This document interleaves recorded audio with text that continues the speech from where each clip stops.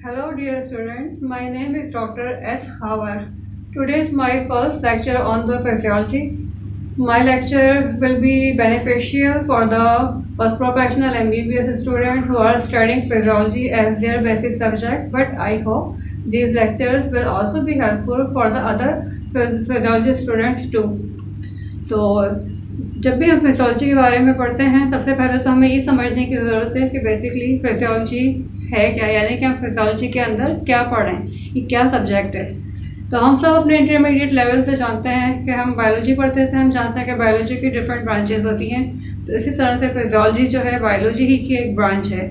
तो बेसिकली हम फिजियोलॉजी में ये पढ़ते हैं कि हमारी बॉडी के जो भी ऑर्गन्स हैं और सिस्टम है वो इस नॉर्मल सिचुएशन में किस तरह से काम करते हैं। तो अगर हम इसको डेफिनेशन वाइज एलाबोरेट करें तो physiology basically is that branch of biology which deals with how different organs and system of our body works normally। यानी कि ये इसी बात को एक्सप्लेन किया गया है कि फिजियोलॉजी जो है वो ब्रांच है बायोलॉजी की जिसमें हम ये पढ़ रहे हैं कि हमारी बॉडी के जो डिफरेंट ऑर्गन्स हैं, लाइक अगर हम फ्रॉम हेड टू टो पढ़ें तो हमारा सेंट्रल नर्वस सिस्टम हो गया, हमारा रेस्पिरेटरी सिस्टम हो गया, हमारा जीआईटी सिस्टम हो गया, हमारा कार्डियोवैस्कुलर यानी कि हार्ट वाला सारा सिस्टम हो गया। तो ये नॉर्मल कंडीशंस में किस तरह से वर्क कर रहे हैं। यहाँ पे हम नॉर्मल कंडीशंस या नॉर्मल सर्कमस्टांसिस की बात कर रहे हैं, एबनॉर्मल या डिजीज स्टेट की बात नहीं कर रहे हैं, वो जो एक डिफरेंट ब्रांच है। तो जैसा कि हम अपने इंटरमीडिएट लेवल पे या प्रीवियसली पढ़ते रहे हैं कि मैटर के बारे में, कि मैटर का एक बेसिक बिल्डिंग ब्लॉक होता है जो कि एटम होता है। तो इसी तरह से from the very beginning physiology जो स्टार्ट होती है वो होती है सेल के लेवल पे। तो सेल को हम इस तरह से समझ सकते हैं कि हमारी बॉडी का ये वो बेसिक पार्ट है जो अपने अंदर अपनी एक पूरा स्ट्रक्चर और फंक्शन रखता है, यानी कि इसका अपना एक पूरा कंप्लीट स्ट्रक्चर होता है, एक कंप्लीट फंक्शन होते हैं डिफरेंट किस्म के। तो अगर हम इसको डेफिनेशन वाइज एलाबोरेट करें तो cell is basic structural and functional unit of the life, यानी कि एक लिविंग बॉडी जो है उसका एक ये वो बेसिक यूनिट है कि जिसका अपना एक कंप्लीट स्ट्रक्चर है और कंप्लीट फंक्शंस हैं। तो अगर हम सेल के देखना है स्ट्रक्चर के किस तरह से होता है तो बेसिकली ये डायग्राम जो है एक रफ डायग्राम है जो कि सेल के मुख्तलिफ पार्ट्स को जो है डिफाइन कर रही है। तो जैसा कि मैंने आपको बताया कि एक रफ डायग्राम है। दूसरा ये कि सेल की ये शेप कहीं भी कांस्टेंट नहीं है। सेल की जो शेप होती है डिफरेंट प्लेसेस पे थोड़ा डिफरेंट हो सकती है, डिपेंड्स कि वो किस जगह पे प्रेजेंट है। अगर वो न्यूरॉन है तो वो थोड़ा डिफरेंट शेप का हो सकता है, अगर वो लिवर का सेल है यानी कि हेपेटोसाइट है तो वो डिफरेंट हो सकता है, अगर वो गैस्ट्रोइंटेस्टाइनल ट्रैक्ट का है तो वो थोड़ा डिफरेंट शेप में हो सकता है। लेकिन एक जनरल ओवरव्यू है, जनरल ओवरलुक है, आउटलुक है ये सेल का। तो हम जब सेल के बारे में हम पढ़ेंगे तो हमें सबसे पहले ये समझना है कि सेल के कितने पोर्शन होते हैं। तो बेसिकली सेल जो होता है, जो उसके मेन पोर्शन होते हैं वो तीन होते हैं, ये तीन पार्ट्स होते हैं। सबसे पहला पार्ट जो होता है सेल मेम्ब्रेन होती है, जिसमें कि सेल को पूरा एनवेलप किया होता है, कवर किया होता है, जैसा कि आप एक ब्लैक लाइन से देख रहे हैं ये सारी सेल मेम्ब्रेन है। सेकेंड जो होती है इसमें सेल मेम्ब्रेन ने बेसिकली सेल बॉडी को पूरा एनवेलप किया हुआ होता है। दूसरा जो है साइटोप्लाज्म है, जिसको हम साइटोसोल भी कहते हैं।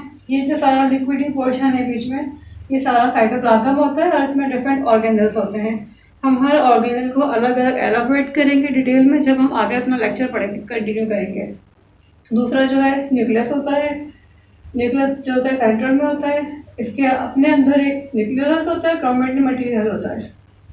तो इस तरह से हम रफली दोबारा से इस चीज़ को रिपीट करते हैं कि सेल जो होता है basically comprises of the three main parts, that is the cell membrane और it's also called as plasma, और सेकंड पार्ट जो है वो साइटोप्लाज्म है, जिसको कि हम साइटोसोल भी कहते हैं, और third one is the nucleus.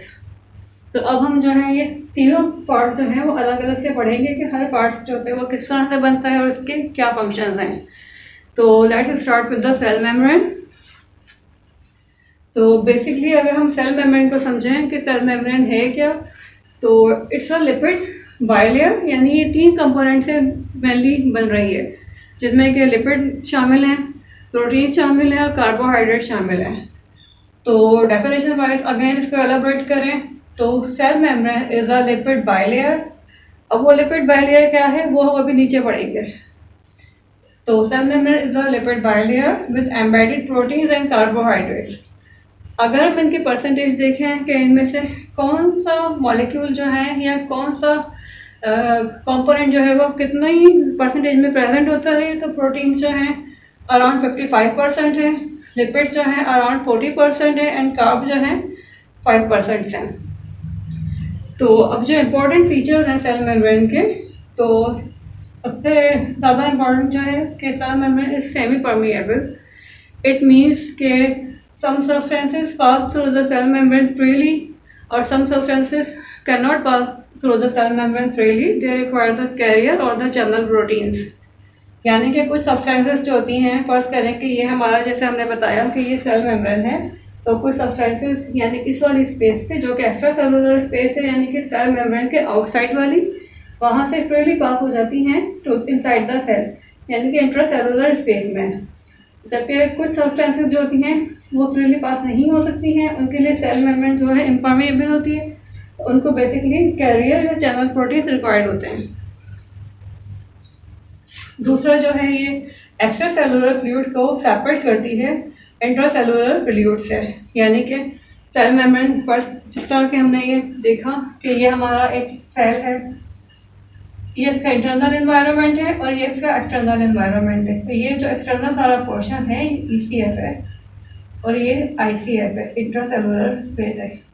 या इंट्रासेलुलर आप इसका एक्स्ट्रा सेलुलर स्पेस भी कह सकते हैं और इसको आप इंट्रासेलुलर स्पेस कह सकते हैं। तो सेल मेम्ब्रेन जो है इन दोनों पार्ट्स को या पोर्शन को सेपरेट कर रही है, यानी कि ये एक्स्ट्रा सेलुलर स्पेस सेपरेट हो रही है इंट्रासेलुलर स्पेस से बाय द सेल मेम्ब्रेन।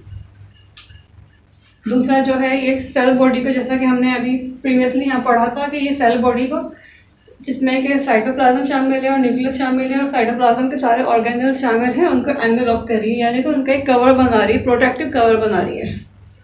अच्छा, अगर हम इसकी थिकनेस को देखें सेल मेम्ब्रेन की, तो यानी कि इसकी जो मोटाई होती है ये 70 to 100 एंगस्ट्रॉम होती है। एंगस्ट्रॉम जो है इसका यूनिट है, ठीक है।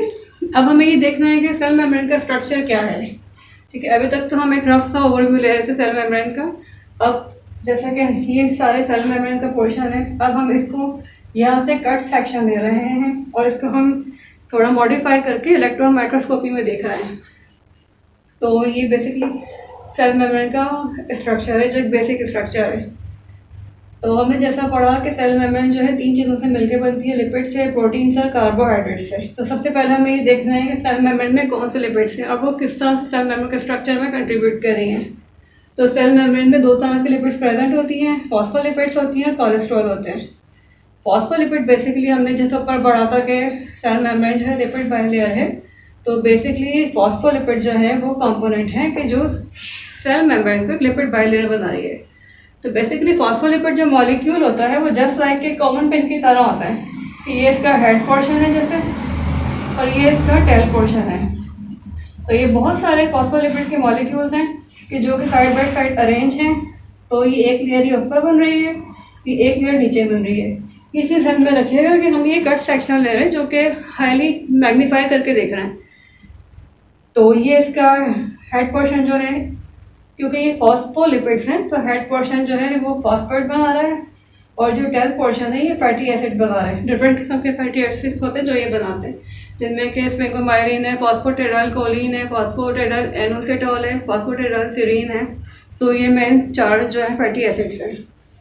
अच्छा, कुछ इंपॉर्टेंट जो अगर हम इनकी प्रॉपर्टीज देखना चाहें फॉस्फोलिपिड बाइलेयर की, तो ये जो इसका हेड पोर्शन है यानी कि जो फॉस्फेट ग्रुप है ये आउटसाइड पे जो है फेस कर रहा है एक्स्ट्रा सेलुलर स्पेस को। जैसे कि हमने यहाँ पे पढ़ा था कि ये एक्स्ट्रा सेलुलर स्पेस है, ये इंट्रा सेलुलर स्पेस है। हमने यहाँ से ये कट पोर्शन लिया है, अब हम ये देख रहे हैं तो ये आउटसाइड पे फेस कर रहा है हेड पोर्शन ECF को, एक्स्ट्रा सेलुलर फ्लूइड को या एक्स्ट्रा सेलुलर स्पेस को कर लें, और ये इनसाइड वाला पोर्शन है तो ये इंट्रा सेलुलर स्पेस को फेस कर रहा है। दूसरी इंपॉर्टेंट चीज़ जो है, ये जो हेड पोर्शन है जो कि फॉस्फेट ग्रुप से मिलके बना है, ये पोलर होता है यानी कि पोलरिटी यानी कि एक तरफ प्रोजेक्ट कर रहा है, दूसरा जो है ये वाटर सॉल्युबल होता है। बाकी जो ये टेल पोर्शन है जो कि सेंटर में मीट कर रहे होते हैं, सेंटर में होते हैं, ये जो हैं नॉन पोलर है और हाइड्रोफोबिक हैं। अच्छा, सेल मेम्ब्रेन जो होती है ये जो बेसिकली एक लिपिड कंपोजिशन में होती है। तो इसमें दूसरा जो हमने लिपिड पढ़ी है सेल मेम्ब्रेन में फॉस्फोलिपिड के अलावा वो कोलेस्ट्रॉल जो प्रेजेंट है, तो वो बिटवीन ये फॉस्फोलिपिड के मॉलिक्यूल्स के बीच में कोलेस्ट्रॉल के मॉलिक्यूल प्रेजेंट होते हैं।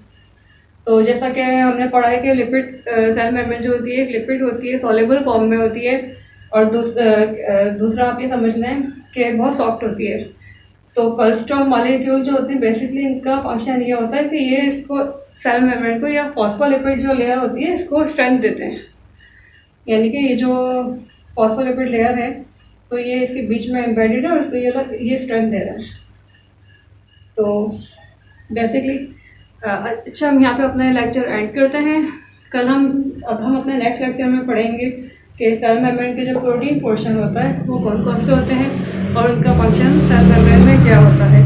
तो मैं उम्मीद करती हूँ कि आपके लिए लेक्चर जो है हेल्पफुल साबित होगा और मैं आप लोगों के फीडबैक का वेट करूँगी। Thank you.